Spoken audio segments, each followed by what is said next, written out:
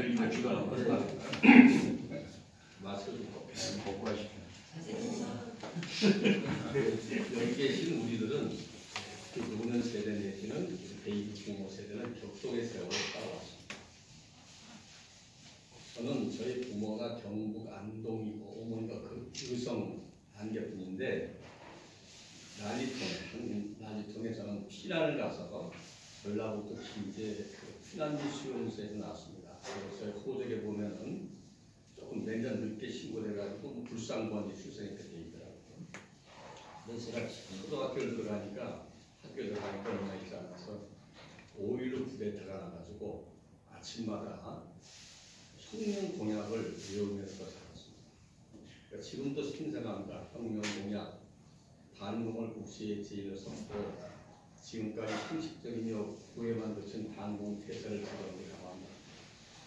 그래서 제가 철원과 같이 또라 하나 사이에 있는 경북 포천 관인에서 살았어요. 네, 거기서 살다가 중학교 때 서울로 올라왔습니다. 뭐 학교에 보니까 공부원이 공부해서 우리 나라가 당시에는 박정희가 산업하는 게 아니라 공업화를 국시의 제일로 삼고 했기 때문에 공부 나오고 수가 나오는 줄 알았어요. 그래서 무작정 와가지고 전기과에 내려가지고 전기과를 다녔습니다. 거기다가 73년도에 김대중 씨 납치 사건이 나고 제가 대학 다닐 때죠. 그때 이제 여름 방학 때인데 신촌에 있을 때인데 그 김대중 씨, 저 서교동인데 김대중 씨거든요. 2층에서 보면 그 경찰들이 싸우고 있더라고요. 김대중 납치 사건이 나가지고 8월 8일 날 김대중 씨 동해바다 숙장시키려다가 글로 집으로 데리고 오셨어요. 그래서 저는 그따위 생활에도 뭐 나이 약간의 나이니까 밤새 고민하다가 잠이 안 오더라고요. 기타도 치고 책도 보고 그러면서 했지만 시골에 안 갔어요. 시골에 가고 싶었지만 고향이 뭐 바로 얼마 안 되는 포천 철원이니까 거기서 제가 이제 이 고민하다가 한내 시위를 그때 하게 됐었습니다. 김대중 납치 사건 진상규명 진찰대를 요구하는 저는 뭐 명문대 출신도 아니고 그러니까 뭐 글로 해가지고 다음에 회의사 뭡니까 그 제적 당하고 하다 보니까 오늘날까지 이렇게 노동의 기본을 돌리면서 비주류로 노동의 핵심에 있었으면서도 저는 항상 비주류였었죠. 주변에서 중심에 서지 못하고 비주류로 있었습니다. 그래서 제 이 말씀을 드리는 것은 여기 계신 선배 동지 여러분들의 인생 경험이 비슷할 거예요.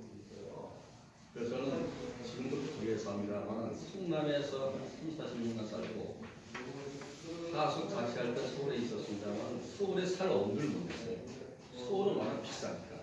난 가난하니까 서울 새방을 살다가 서울에 못 살아요. 지금도 우리에서 서울 새방을 살고 있는데 그러한 과정 속에서 보니까 나이가 이제 70이 된 거죠. 70가 69이니까 70가 아닙니까? 세월을 살아왔습니다. 그래서 저희가 사실상 여러분과 같이 경험했던 지난날 불고의 역사를 보면서 참으로 우리 지난날의 역사를 반성할 필요가 있죠. 되돌아보는 거죠. 저보다 더 잘 아시겠습니다만 그 전에 민중의 그 난이 많이 있었죠. 난이라고 얘기합니다만 하나의 그 성공하지 못한 혁명이라고 할 수 있죠. 진주 밀란이 있다가 얼마 지나서 갑오동진전이 일어나고 그로 인해서 나라를 팔아먹고 오늘날 이렇게 되었지 않습니까? 그 과정에서 우리 노년 세대의 그 밝은 면과 긍정적인 면과 부정적인 면이 있죠. 긍정적인 면이라면 그래도 어려운 시절에 조국의 독립을 위해서 싸웠던 우리의 선배들이 계시고 그 미분정하에서도 그나마 우리 자존심을 지키면서 결국은 왜곡된 역사를 바로잡아서 여순 반란이 여순 항쟁이 됐고 제4.3 항쟁이 됐듯이 왜곡된 역사를 바로잡아온 한에 우리 내지는 우리의 선배들이 역할을 떠온 거예요. 그러면서 오늘날에 이때까지 왔습니다. 지난 1916년 16년 촛불 때는 여기 계신 후배들과 함께 여기 염성태 지도연이 계십니다와 함께 청와대 앞에서 한 50명이 모여서 박근혜 내려와라. 그리고 바로 그렇게 얘기했어요. 박근혜 내려와라. 그리고 민주당 일부와 민민 세력이 연합한 가도 정부를 수립하자는 그 혁명 공약에 집중하는 것을 이야기했었습니다. 그때 당시 노희망 의원의 대변이라는 공지가 기자회견을 쓴 데 있었는데 그게 마음에 들지 않았어요. 그래서 제가 바꿨습니다. 그리고 국회에서 한다는 거를 야 번거지로 가야지 똘마니들이 있는 꼬봉들이 국회가 아니라 청와대로 바로 가서 하자 그래가지고 바꿨어요. 그러니까 그 당시에 대변이 공무원 노조 정책실장 하는 사람이 우리 대변인 했었는데 저한테 그런 얘기 하더라고요. 전에는 대변인이 하는 대로 다 위원장이 했는 일부러 했는데 왜 나하고 바꾸냐? 나는 박근혜가 아니지 않느냐. 그래서 내가 좀 쌀쌀맞게 얘기하고 있었거든요. 그래서 우리가 사실 노년 세대가 항상 보면 정권의 앞잡이하고 앞잡이 했던 건 원래 그 다수는 그렇지 않았죠. 그 앞잡이들이 그걸 팔아먹은 거죠. 내관 매직하고 그 자기 잘 팔아먹으면서 누린 거죠. 그래서 지난 촛불 때 보면 그나마 어른들 세대를 대표하는 조직으로는 노희망 의원이 최초 가장 중심적으로 참여했던 조직 중에 하나입니다. 그래서 우리가 자랑스러운 역사로 우리가 기억을 해야 돼요. 그래서 우리는 왜곡된 역사, 불복된 역사 속에서 노희망 의원은 그런 자랑스러운 역사를 갖고 있는 조직이라는 것을 여러분 스스로가 이렇게 가슴에 새기고 있어야 됩니다. 어제 제가 한 5년 반간 위원장을 했었는데 그때 그런 얘기를 해요. 5천원 만원 걱정하지 내는데 너희들 해준 게 뭐가 있어? 그럽니다. 제가 뭐 안 해준 데는 없겠죠. 위원장이 부족하고 그리고 백이 없다 보니까 한계가 있죠. 근데 바로 그것이 여러분들한테 안겨준 거예요. 뭘 일자리 꼭 안겨주고 물론 그건 더 좋겠지만 그리고 뭘 물품을 주는 것보다 우리 스스로가 그 인간으로서 동물과 다르지 않습니까? 인간으로서 누릴 수 있는 그런 행복, 공동선을 이래서 우리 사회 이바지라는 거 이거보다 더 큰 거라는 게 어디 있겠습니까? 남미에는 그 해방신학, 저는 순주교를 다닙니다만 해방신학이라고 해가지고 그 긍정적인 것, 부정적인 면을 얘기합니다. 그러나 남미의 그 현실을 보면은 해방신학이 아니면은 그 양심이 아니에요. 종교인이 아니죠. 예수가 위에 타협하고 가만히 방관하라고 그랬었습니까? 그건 아니에요. 예수처럼 혁명가가 없어요. 하느님이 아니라 하더라도 예수처럼 뛰어난 혁명가가 없는 거거든요. 거기 보면 카나라 주교가 있습니다. 언젠가도 제가 이렇게 말씀드렸는데 카나라 대주교가 하는 말씀이 내가 길거리에서 가난한 사람들에게 쌍파울 같은 데 보면 워낙 가난한 사람이 많습니다. 거기서 가난한 사람들 옷가지를 나눠주고 빵을 주니까 나를 성자라고 부르더라. 그러나 그들에게 당신들이 왜 이렇게 가난하냐 그 이유를 아느냐 이걸 얘기하니까 공산주의자 빨갱이라고 하더라고요. 그 노동자도 노희망 이유는 노인단체지만 단순한 사회단체, 시민단체, 자원단체가 아닙니다.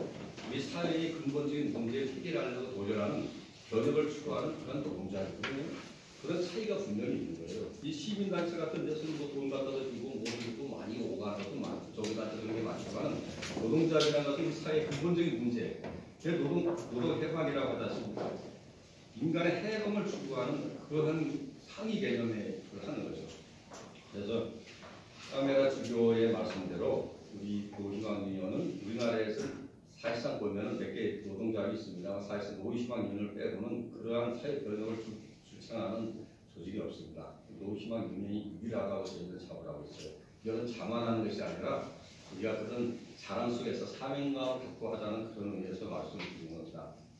그러나 지난 촛불 때 우리가 열심히 해서 박근혜를 끌어내리고 세계가 다 이렇게 존경하는 정의롭게 평가했던 무혈혁명을 이뤘는데 사실 그 후에 이룬 게 없잖아요.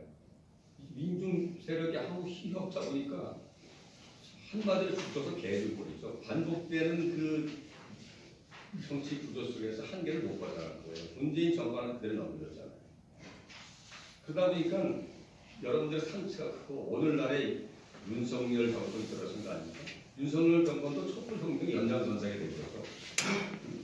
윤석열 같은 사람이 그 정치했던 사람들은 그 사람이 왜 나타나겠어요? 기존의 정치의 틀을 바꿔라. 기존에 있는 놈들은 안 되더라. 문재인 시켜봤더니 이 자식도 안 되더라.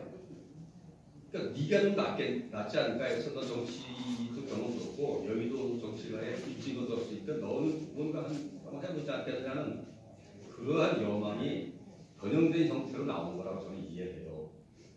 그 잘했다는 건 아니, 저도 문재인 같은 놈이 된다는 것, 아니 문재인이 아니라 윤석열 같은 놈이 된다는 것은 꿈에도 생각하지 않고 지금 뭐 텔레비전 보면 나와 텔레비전 꺼버리는데 그것이 현실이었다. 오늘도 그 염성태 선배 같은 분은 누굽니까? 윤석열이가 당선되자마자 송미동에 있는 인수위 사무실에 가서 50명 100명 끌고 대모하더라고요. 내가 웃으면서 윤현 여기까지 집권사 안 해갖고 벌써 그렇게 하면 어떡합니까? 좀 쉬었다 하십시오 하니까 이 새끼 취임하게 하면 안 된다고 그러더라고요. 그래서 염성태 위원장이 올 새벽부터 저걸 맞아 서울에서 그런 모습을 봤습니다. 사실 그게 맞죠. 네, 맞는데 그래서 우리가 준비되지 않고 우리가 민중 세력들이 결집되지 않다 보니까 그런 결집되는 거예요. 그러다 보니까 또 우리가 흩어지는 거죠. 여러분 잘 아시지만 옛날부터 그래서 말을 너무 장하게 하다 보니까 제가 마무리를 해야 될 것 같습니다. 그래서 제가 이제 말씀드리는 것은 우리 세대에 주어진 소명을 다하자. 나이만 먹었다고 어른이지 않느냐, 어른이 아니지 않느냐. 그래서 어른다운 조직으로서 농심왕 용년이 앞장서서 해나가고 있고 앞으로도 그렇게 해나가야 될 것이다. 그런 과정 속에서 연합되지만 우리가 함께 지난해에 한국 노년단체를 만들었습니다. 이것을 합법화하는 과정 속에서 여러 가지 지난한 문제가 있다 보니까 그 과정이 문제고 대한노인을 1968년도에 만들어서 정권의 앞장서서 지켜왔잖아요. 거기에 대응해서 그런 손가락에 했지만 거기에 대응하는 조직을 만든 건 사무조직은 없어요. 그래서 대한노인회의 그런 학습을 일소하고 진짜 어른 세대에 걸맞는 참 어른 조직을 만들자고 해가지고 한국노인단체 총회가 이름을 지어서 다른 데하고서 활동하고 있고 학화 수립만 되어 있다는 것을 말씀드리면서 여러분들과 함께 우리가 추구했던 건강한 노후, 행복한 미래, 우리 후손들에게 사랑된 조국을 부리주기 위해서 함께 최선을 다해 나가겠다는 말씀드리면서 준비되지 않은 구서 없는 말씀을 하도록 하겠습니다. 여러분 고맙습니다.